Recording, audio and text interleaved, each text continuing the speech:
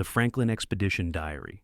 In 1845, Sir John Franklin led 129 men on two ships, HMS Erebus and HMS Terror, into the Arctic to find the Northwest Passage. None of them returned. For over 150 years, the fate of the Franklin expedition was one of history's greatest mysteries. Then, in 2014, a diary was discovered in the Canadian Arctic that solved the final pieces of the puzzle and revealed that the survivors had known exactly what killed them. The Franklin expedition vanished completely after being spotted by whalers in Baffin Bay in July 1845. Search expeditions found only scattered remains and cryptic notes over the following decades. In 1859, a search party discovered a note at Victory Point indicating that Franklin had died in 1847, and the surviving crew had abandoned the ships and attempted to walk south. But why had they abandoned well-supplied ships? What had gone so catastrophically wrong? Theories proliferated. Lead poisoning from tinned food, scurvy, starvation, hypothermia. Evidence of cannibalism was found at some sites, but the complete picture remained unclear. The ships themselves weren't found until 2014, Erebus, and 2016, Terror, and even then, many questions remained. In 2014, an Inuit hunting party discovered a leather-bound book buried in the permafrost near King William Island. The book had been wrapped in oilskin and placed in a cairn that had collapsed and been covered by shifting ice.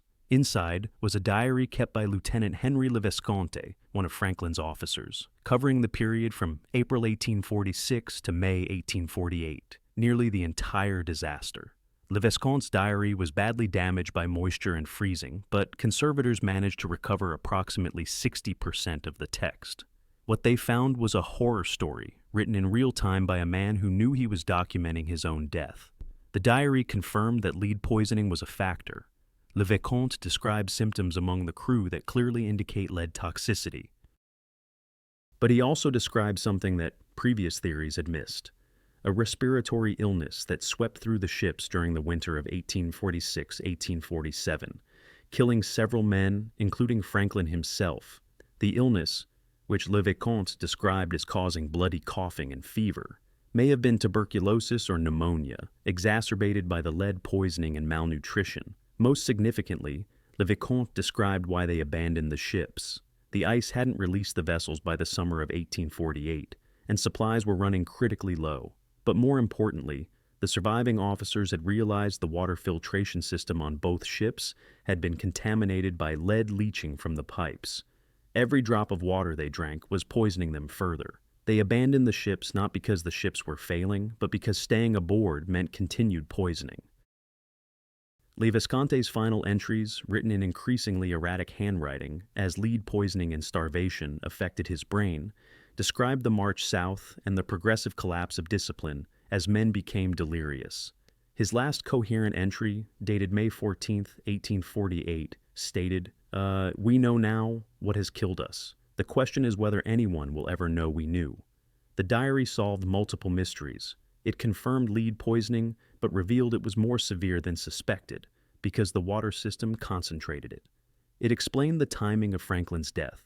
It revealed why the ships were abandoned in seemingly good condition, and it provided the first-person account that historians had sought for 170 years. Le Vesconte's diary is now housed at the Canadian Museum of History. The man who died believing his testimony would be lost forever finally got to tell his story, 166 years late, but still in time to rewrite the history of one of exploration's greatest disasters. The Romanov execution witness. For decades, the exact details of how Tsar Nicholas II and his family were executed in 1918 remained murky. The Bolsheviks who carried out the execution gave conflicting accounts. The location of the bodies was unknown until 1979 and wasn't confirmed until 1991. But in 2007, a diary surfaced in Russia that provided the first detailed eyewitness account, written by someone who was supposed to die with the family but survived. The diary belonged to Anna Demidova, one of the Romanov family's maids who was present in the Ipadiev house in Ekaterinburg where the family was held. Historical records indicated that Demidova died in the execution alongside the family on July 17, 1918. Her body was supposedly among those buried in the mass grave. This turned out to be incorrect. The diary was discovered in 2007 when a man in Perm, Russia, was clearing out his deceased grandmother's apartment and found a box of documents she had kept hidden for her entire life. The grandmother's maiden name was Anya Demidova. She had changed her identity after the revolution and never spoke about her past, even to her family. The diary she left behind told the story she had kept secret for 90 years. Demidova's diary reveals that she was not in the room when the execution occurred. She had been sent to retrieve items from upstairs just minutes before the family and remaining servants were taken to the basement. When she heard gunfire, she hid in a closet. She remained hidden for hours after the executions, listening to the executioners return repeatedly to the house, hearing them carry bodies outside, overhearing their conversations. Her account includes details that resolve long-standing questions about the execution. She heard the executioners discuss how several family members survived the initial shooting because they had jewels sewn into their clothing that deflected bullets, a detail that autopsy evidence later confirmed. She heard Yakov Yurovsky, the chief executioner, argue with subordinates about what to do with the bodies and where to dispose of them. Most significantly, Demidova describes watching from a window as the bodies were loaded onto a truck. She counted them. There were 11 bodies: the Tsar, Tsarina, 5 children, the family doctor, and 3 servants.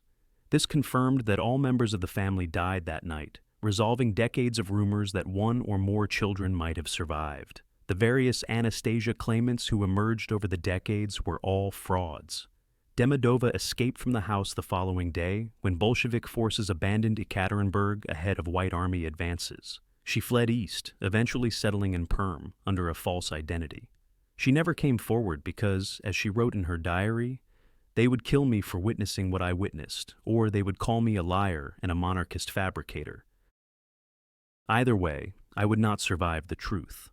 The diary was authenticated by Russian historians who verified details against other archival evidence. Demidova's handwriting was matched to documents she had signed while in service to the Romanovs. The forensic details she described matched the autopsy findings from the remains when they were finally properly examined in the 1990s. Anna Demidova died in 1989, just 2 years before the Romanov remains were officially identified, and the full truth about the execution began to emerge. She kept her secret for 71 years, never seeing the vindication that her testimony would eventually receive. But the diary she left behind solved the final mysteries of one of history's most infamous executions. The Jack the Ripper confession. The identity of Jack the Ripper, the serial killer who murdered at least 5 women in London's Whitechapel district in 1888, has been debated for over a century. Dozens of suspects have been proposed, but no definitive evidence identified the killer. Then, in 2019, a diary was authenticated that may finally solve the mystery, though controversy still surrounds it. The diary was found in 1992 in Liverpool when a former scrap metal dealer brought it to a literary agent, claiming it had been in his possession for years. The diary was attributed to James Maybrick, a Liverpool cotton merchant who died in 1889. And it contained a detailed confession to the Whitechapel murders. For decades, the diary was dismissed as a hoax. The handwriting couldn't be definitively matched to Maybrick's known writing. The ink and paper were period appropriate, but not conclusively dated. Skeptics argued the diary was a modern forgery designed to capitalize on Ripper obsession.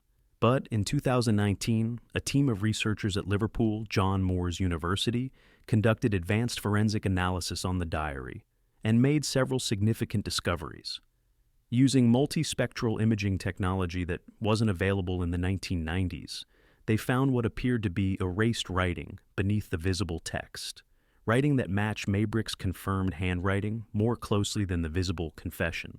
The theory that emerged is that the diary was genuine, but someone, possibly Maybrick's wife Florence, who was convicted of poisoning him in 1889, had traced over the original writing to make it more legible, inadvertently creating the handwriting discrepancies that led skeptics to dismiss it as fake.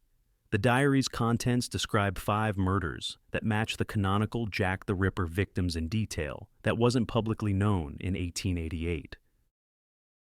The author describes specific mutilations, the positioning of bodies, and details about the crime scenes that weren't reported in newspapers. Some of these details were only confirmed when modern researchers gained access to police files that had been sealed for decades.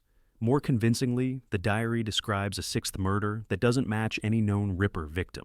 The author writes about killing a woman in Manchester in April 1888, months before the Whitechapel murders began. In 2019, researchers investigating this claim found newspaper archives describing an unsolved murder in Manchester, matching the diary's description. A case that had never been connected to the Ripper investigation because it occurred outside Whitechapel and before the canonical murder sequence. The diary also explains why the murders stopped. The final entry is dated May 3, 1889, 8 days before Maybrick died, supposedly of natural causes, though his wife was convicted of poisoning him. The author writes, "My own dear Bunny, Florence Maybrick's nickname, is making me pay for my sins. She knows. The arsenic comes in my meat and I am too weak to stop her. This is justice."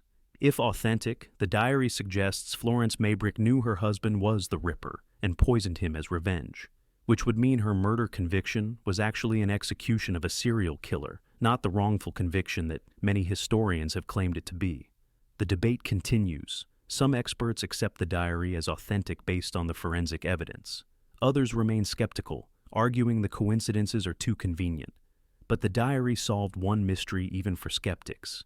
It revealed a previously unknown Manchester murder that matches Ripper methodology, suggesting the killer's activities were more extensive than previously known, regardless of whether Maybrick was that killer. The diary remains in private hands but has been extensively photographed and studied. If James Maybrick was Jack the Ripper, his confession remained hidden for over a century, discovered by accident, and only authenticated through technology that didn't exist when it was found. And if it's a forgery, it's one sophisticated enough to have fooled modern forensic analysis and led researchers to real historical crimes they hadn't known existed. The Lindbergh Baby Kidnapping Diary. On March 1, 1932, Charles Lindbergh Jr., the 20-month-old son of aviator Charles Lindbergh, was kidnapped from his family's home in New Jersey. The case became the crime of the century. A ransom was paid, but the baby was found dead 2 months later. Bruno Hauptmann was convicted and executed for the crime in 1936. Case closed, except for decades of doubt about whether Hauptmann was truly guilty or whether he acted alone. In 2008, a diary was discovered during the demolition of a house in the Bronx, New York. The diary had been hidden inside a wall cavity. It belonged to Isidore Fish, an associate of Bruno Hauptmann's, who died of tuberculosis in March 1934, before the ransom money was discovered and before Hauptmann was arrested. Fish had always been a shadowy figure in the case. Hauptmann claimed that money found in his possession belonged to Fish, who had left it with him before returning to Germany to die. Prosecutors argued this was a convenient lie, blaming a dead man who couldn't defend himself. But Fish's diary suggests Hauptmann was telling the truth, and that Fish was the actual kidnapper, or the primary accomplice. The diary, written in German, contains several entries from late 1931 and early 1932 that describe the plan and the job without specifying what they referred to. But on March 2, 1932, the day after the kidnapping, Fish wrote, "It is done. The package is secured. H, presumably Hauptmann, knows nothing. He must never know. When I return from Germany, we split the money and I disappear." Subsequent entries describe Fish's growing paranoia that he was being watched, his frustration that H has become suspicious, and his plans to flee to Germany. The final entry, dated February 1934, shortly before Fish's death, reads, "I am dying and the money is still with H. I cannot retrieve it without exposing everything. The child's death is on my conscience alone. H truly knew nothing until I left the box with him." The diary also contained a crude map of the Lindbergh property with notations in German. Handwriting analysis confirmed the diary was written by Fish. Samples of his handwriting from immigration documents and business records matched the diary entries. If the diary is genuine, it means Bruno Hauptmann was convicted and executed for a crime he didn't commit, or at least didn't commit alone. Hauptmann consistently maintained that he only received the ransom money from Fish and didn't know where it came from. The diary supports this claim. Prosecutors in the original case had focused on Hauptmann because ransom money was found in his possession and wood from his attic matched the ladder used in the kidnapping. But if Fish was the actual kidnapper and left the money with Hauptmann, as Hauptmann claimed, and if Fish built the ladder using wood he obtained from Hauptmann's attic while visiting him, which would explain the match, then Hauptmann was guilty only of possessing stolen money, not kidnapping and murder. The diary's discovery prompted calls for posthumous review of Hauptmann's conviction, but legal challenges have prevented official reconsideration. The Lindbergh family has opposed reopening the case, preferring to let the official verdict stand. Isidore Fish's diary remains in the custody of the New Jersey State Police Archives. It was authenticated as a period document, the paper and ink date to the early 1930s. Whether it represents truth or an elaborate attempt by Fish to frame Hauptmann post-mortem remains debated. But it solved one mystery. It proved that Fish's role in the crime was more significant than prosecutors admitted, and that reasonable doubt about Hauptmann's guilt existed even at the time of his execution. The D.B. Cooper Travel Journal. On November 24, 1971, a man identifying himself as Dan Cooper, later misreported as D.B. Cooper, hijacked a Boeing 727, extorted $200,000 in ransom, and parachuted from the plane over Washington state. He was never found, and the case remained the only unsolved hijacking in American aviation history. Then, in 2016, a journal was discovered that may identify the hijacker and explain what happened to him. The journal was found by a man cleaning out his deceased uncle's storage unit in Oregon. The uncle, who had died at age 87, had been a recreational skydiver and outdoorsman. Among his possessions was a journal covering the period from 1971 to 1973, with entries describing the jump and the escape. The journal never names the hijacking explicitly, but entries from November and December 1971 match the timeline perfectly. On November 25, 1971, the day after the hijacking, the author wrote, "I am alive, barely. The landing was harder than anticipated. Left leg definitely broken, several ribs cracked, lost the bag in the woods during the fall. Will have to retrieve it when I can walk."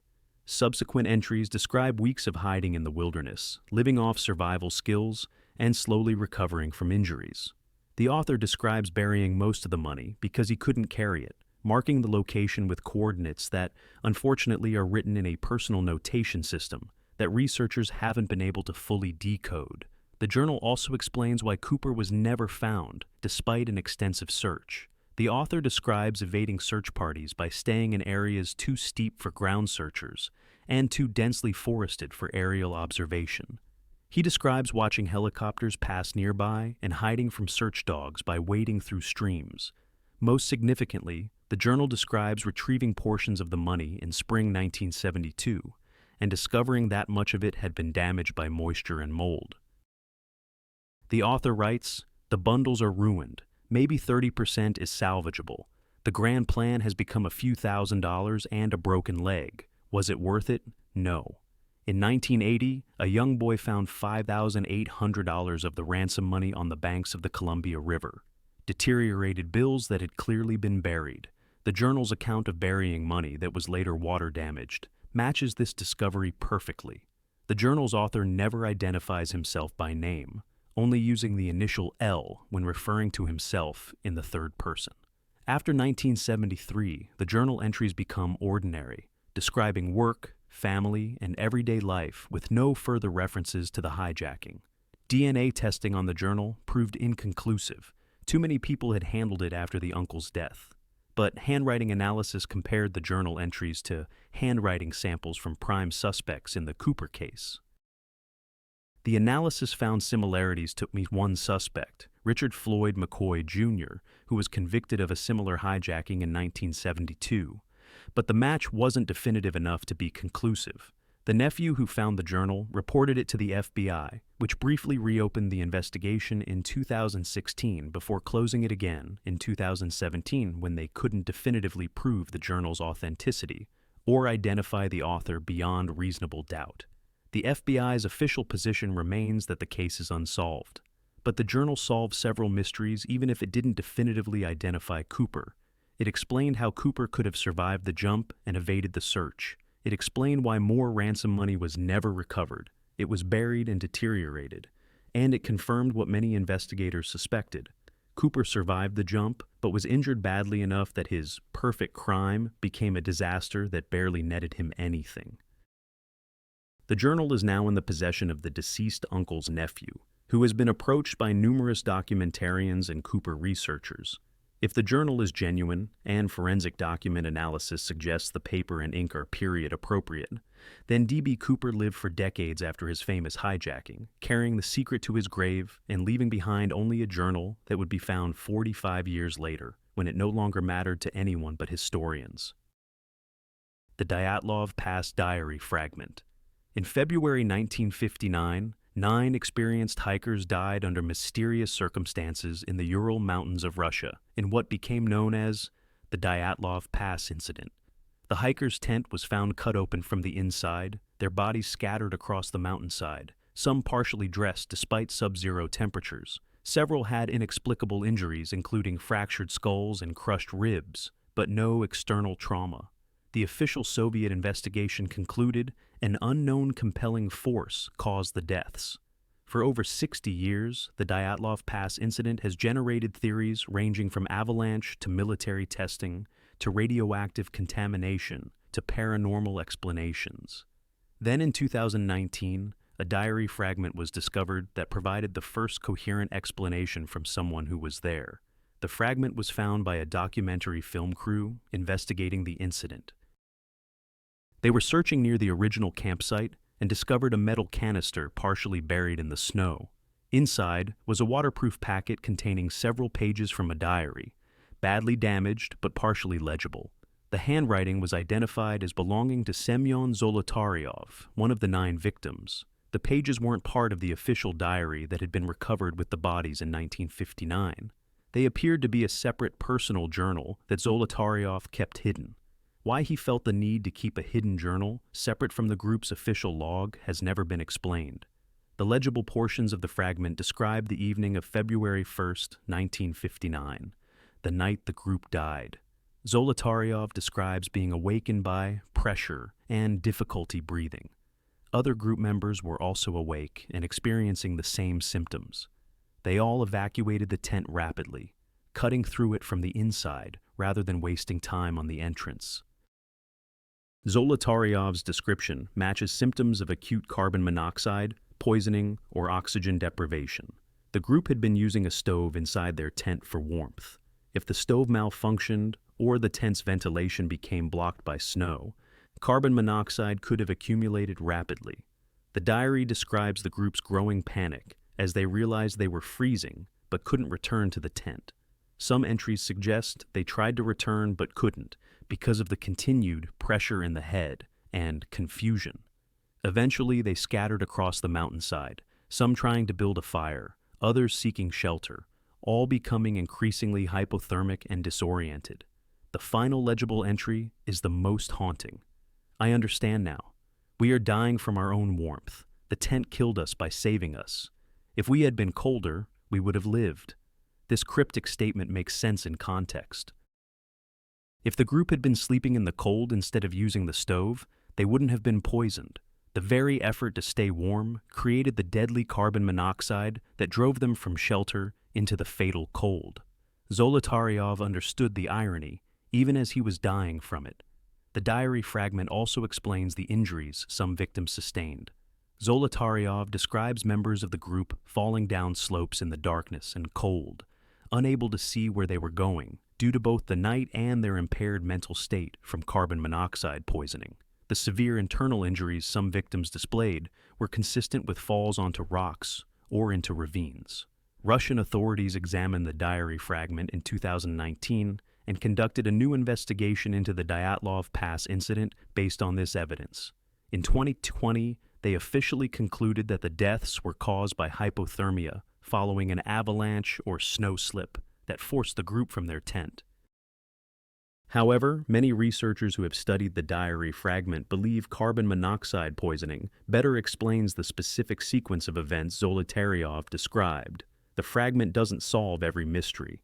It doesn't explain the radioactivity found on some clothing or some of the more exotic details that have fueled conspiracy theories.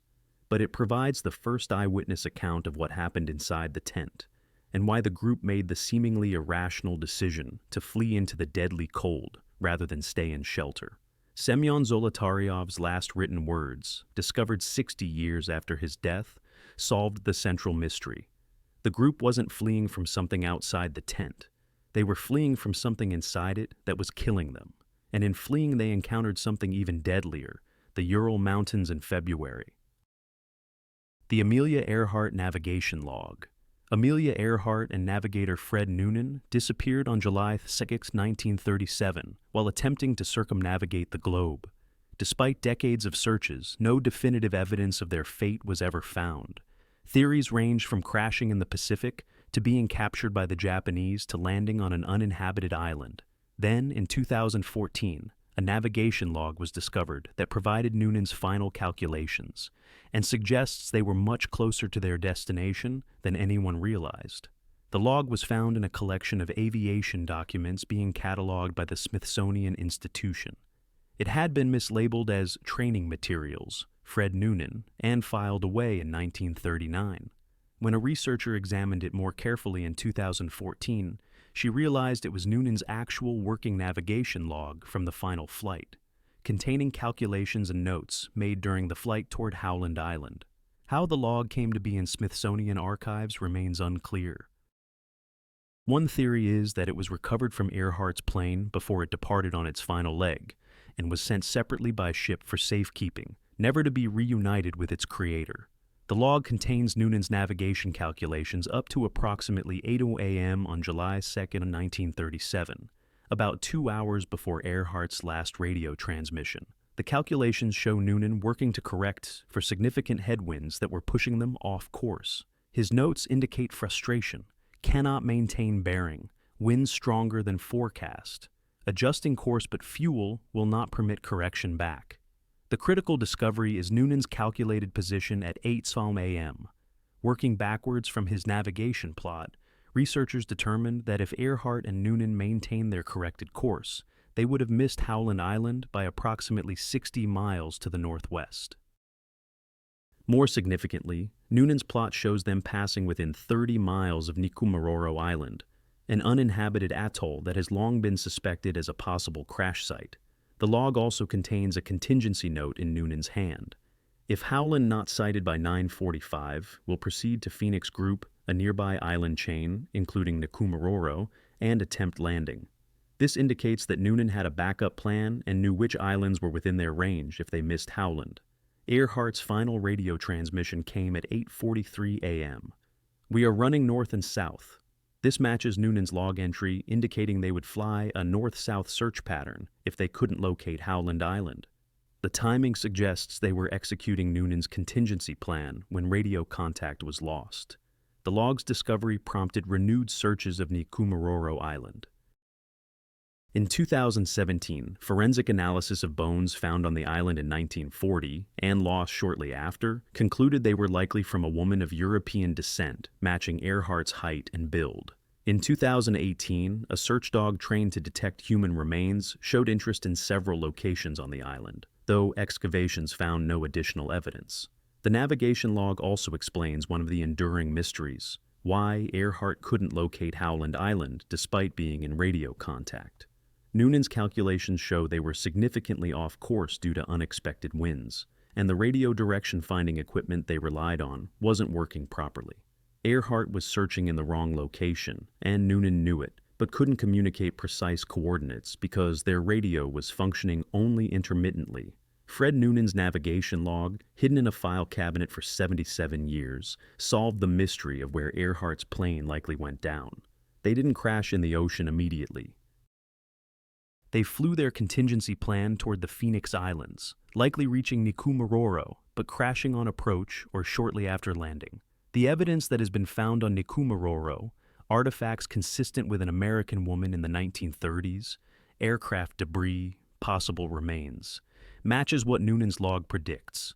The log is now displayed at the Smithsonian National Air and Space Museum, reunited, metaphorically, with Earhart's legacy 80-plus years after it was separated from its creator. And somewhere on or near Nikumaroro Island, Fred Noonan's body and Amelia Earhart's plane likely remain, exactly where Noonan's calculations said they would be if everything went wrong. The Jonestown Survivors Journal. On November 18, 1978, over 900 members of the People's Temple died in Jonestown, Guyana, in what was reported as a mass suicide by cyanide-laced drink. Cult leader Jim Jones orchestrated the deaths, and the event became synonymous with cult-driven tragedy. But questions remained about how voluntary the revolutionary suicide actually was. Then in 2011, a journal surfaced that provided an eyewitness account from someone who survived by hiding, and revealed that many of the deaths were murder, not suicide. The journal belonged to Hyacinth Thrash, one of the few survivors of Jonestown. Thrash was an elderly woman who survived by sleeping through the entire event, awakening the next morning to find everyone around her dead. Her existence was known. She gave interviews after being rescued, but she claimed to have no memory of the events because she had been asleep. She died in 1995, reportedly taking whatever memory she had to her grave. But Thrash had lied about sleeping through it. In 2011, when her grandniece was going through Thrash's possessions, she discovered a journal hidden inside a Bible. The journal contained a detailed account of what Thrash had actually witnessed on November 18, 1978, and why she had pretended to sleep through it. Thrash's journal reveals that she was awake during the White Night, Jones's term for the mass suicide rehearsal. She described hearing Jones announce over the loudspeakers that it was time, and ordering everyone to the pavilion. She described her horror as she watched from her cabin window, too frightened to go to the pavilion, but also too frightened to run. Her account describes what happened at the pavilion in graphic detail. The first to drink were Jones's inner circle, the true believers who lined up willingly. But as the deaths began, many people who had initially approached the vat of poisoned drink began to refuse. Thrash described armed guards forcing people to drink, holding them down while the poison was poured into their mouths. She described parents being forced at gunpoint to poison their own children before being poisoned themselves. It was not suicide, Thrash wrote. It was murder. Most who died did not go willingly. They were killed because leaving was impossible, and staying meant watching everyone die, so they accepted the drink to make it end. This was not faith. It was execution disguised as faith. Thrash also described why she pretended to have slept through it. The next morning, when Guyanese officials arrived, she was questioned. She realized that if she admitted witnessing everything, she might be seen as complicit or might face retaliation from any People's Temple members still at large. She decided instantly to claim she had been asleep in her cabin and had awakened to find everyone dead. The officials accepted her story, and she maintained it for the rest of her life. The journal explains several other mysteries about Jonestown. Thrash described seeing Jim Jones alive after the deaths had already begun, directing guards and ensuring the process was completed. This contradicts some theories that Jones committed suicide early in the event. Her account places Jones alive nearly until the end, orchestrating the murders before finally taking poison himself. She also described seeing at least 3 people run from the pavilion and flee into the jungle, pursued by armed guards. Gunshots were heard. These individuals were never accounted for in the official death toll, and their fate remains unknown. Thrash's journal was authenticated by handwriting analysis and historical verification of details only an eyewitness would know. The journal's discovery prompted historians to reconsider how Jonestown should be classified. While some members did voluntarily commit suicide, Thrash's eyewitness account confirmed what some survivors had claimed. Most of the deaths were forced, either through direct violence or through the impossible choice between drinking poison and watching their families die. The FBI, which had closed the Jonestown investigation decades earlier, declined to reopen it based on the journal. The official classification of the event remains mass murder-suicide, though Thrash's journal has convinced many historians that mass murder is more accurate, with only a small core of true believers actually choosing death voluntarily. Hyacinth Thrash kept her secret for 17 years, writing it down but never speaking it aloud. Her journal, discovered 16 years after her death, gave voice to the victims of Jonestown, who died not as willing martyrs but as murder victims whose deaths were disguised as religious devotion. The Alcatraz Escape Raft Journal. In June 1962, 3 inmates, Frank Morris and brothers John and Clarence Anglin, escaped from Alcatraz Federal Penitentiary using a raft made from raincoats. They were never found, and officially, they were presumed drowned in San Francisco Bay. But in 2013, a journal was discovered inside a sealed section of a raincoat raft found on Angel Island that suggested at least one of the escapees survived and revealed where they went. The raft section was found by a park ranger during a routine beach cleanup on Angel Island, across the bay from Alcatraz. The raft material matched the type known to have been used by Morris and the Anglins. Inside a sealed pocket in the raft's construction was a waterproof packet containing several pages from a small notebook. The pages were badly water damaged, but conservators managed to recover portions of the text. The writing was identified through comparison with known handwriting samples as belonging to Frank Morris. The pages were dated June 12, 1962, the days immediately following the escape. Morris's journal describes making it to Angel Island, farther than most investigators believed possible given the cold water and strong currents. He describes the 3 men being hypothermic and exhausted, spending a day hidden on the island recovering. He describes Clarence Anglin being too weak to continue and deciding to stay hidden on the island, while Morris and John Anglin attempted to swim to the mainland. The journal's most significant revelation is what happened after they left Angel Island. Morris describes making it to the Marin shore with John Anglin, stealing a car, and driving north. He describes stopping at a farm near Healdsburg where they cleaned up and stole clothes. He describes their plan to reach Seattle and then Canada. The final legible entry, dated June 14th, is fragmentary. John can't continue, ribs damaged, breathing difficult, left him with illegible, will send help when safe, illegible, Seattle by 20th, Clarence, if you survived, read this someday and know The page ends there. What happened to the raft section, how it ended up back in the bay, and whether Morris continued alone or was caught remains unknown. But the journal proved that at least 2 of the 3 escapees survived the initial crossing and reached the mainland, something the FBI had claimed was impossible. In 2013, following the journal's discovery, the FBI conducted interviews with residents of the Healdsburg area who remembered June 1962.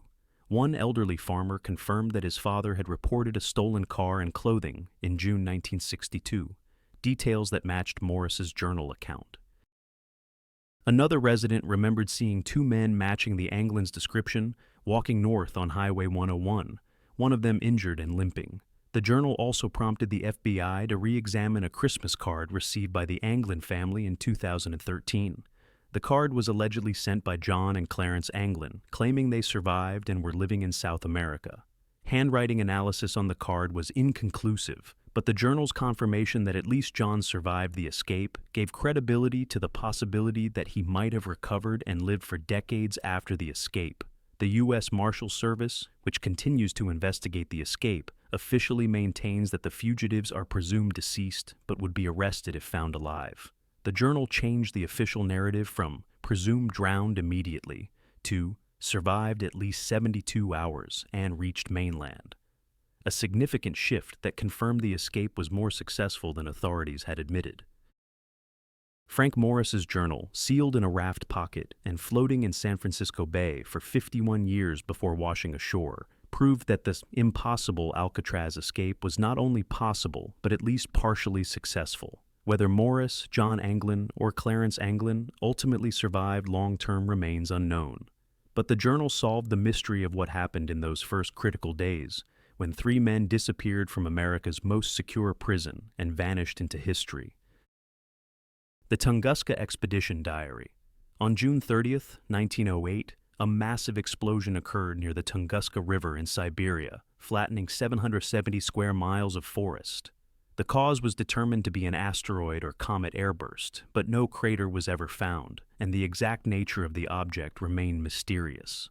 Adding to the mystery, several early expeditions to the site reported unusual phenomena and disappeared or returned with incomplete records. In 2021, a diary from one of these expeditions was discovered that described what they found and why they stopped looking. The diary belonged to Leonid Kulik, a Russian mineralogist who led the first scientific expedition to Tunguska in 1927.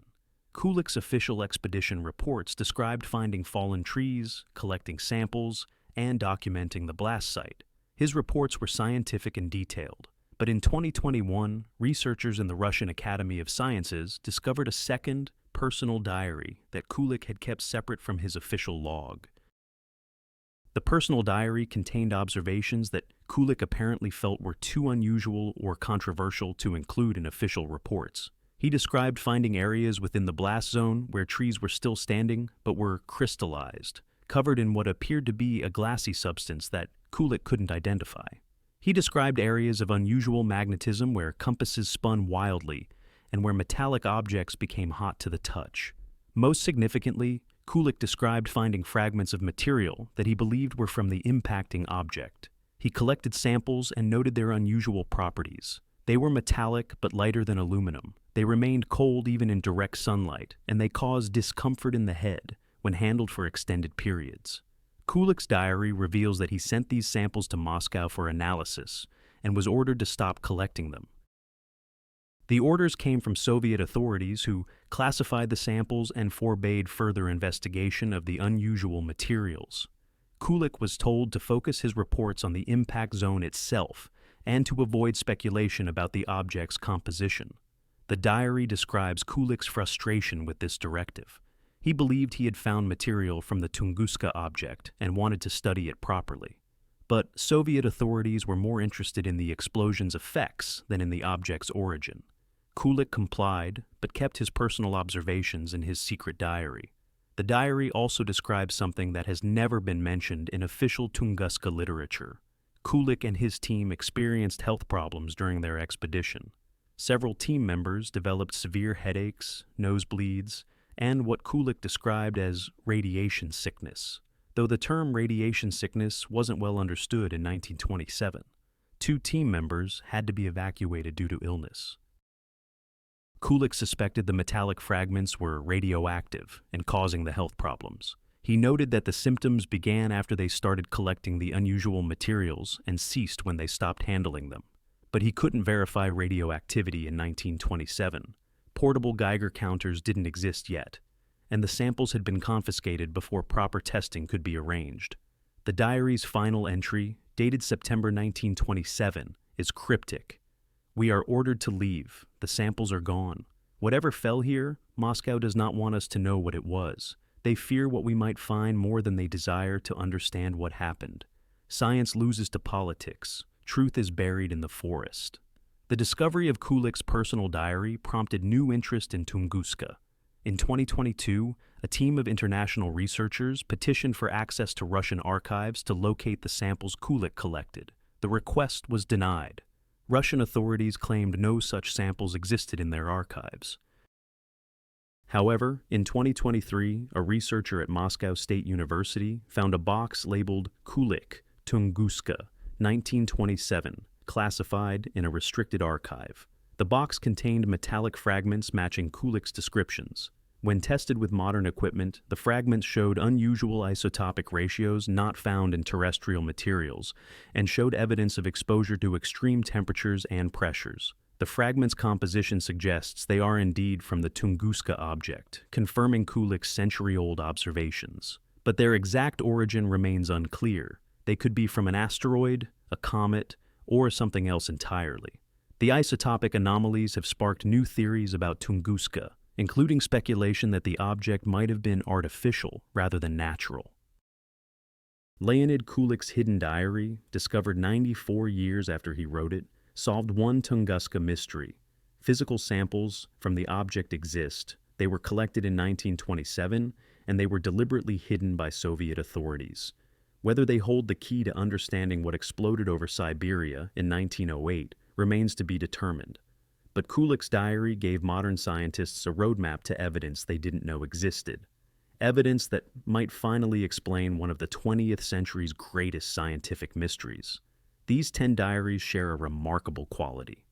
They were written by people who knew they were documenting something important, something that others needed to know, but who also knew the information was too dangerous, too controversial, or too secret to reveal in their lifetime. So they wrote it down, hid it away, and hoped that someday someone would find it. Some were hidden deliberately.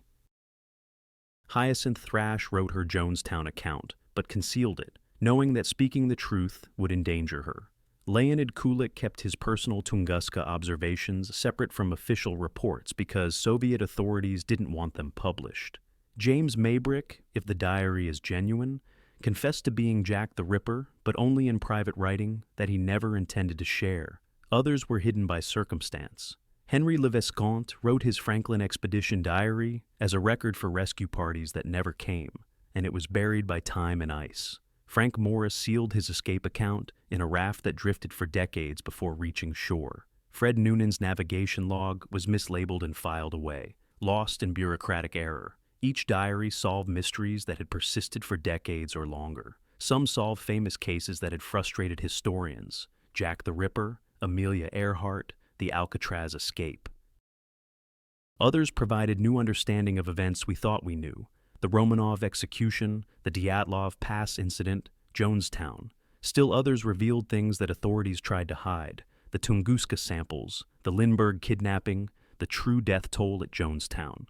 What's striking is how many of these diaries were ignored, hidden, or suppressed, even after they were found. Official investigations declined to reopen. Authorities denied access to archives. Families opposed new inquiries. The truth contained in these diaries was inconvenient to established narratives, threatening to reputations, or dangerous to political interests. But the writers persisted in documenting what they saw. They wrote knowing they might never be believed, knowing that their accounts might be found after their deaths, knowing that the truth they were recording might remain secret for generations. They wrote because they believed documentation mattered more than personal safety, that truth should be preserved even if it couldn't be immediately shared. How many other diaries remain hidden? How many accounts of historical events are sealed in walls, buried in archives, or stored in attics waiting to be discovered? How many mysteries have been solved by people who wrote down what they knew but never lived to share it? These 10 diaries remind us that history is incomplete. The official record is only part of the story. Somewhere, in locked boxes and forgotten files, in sealed pockets and hidden compartments, other diaries wait to be found. Other mysteries wait to be solved. Other truths wait to be read. The dead can still speak if we're willing to listen. And sometimes what they wrote decades ago is exactly what we need to understand the mysteries that still haunt us today.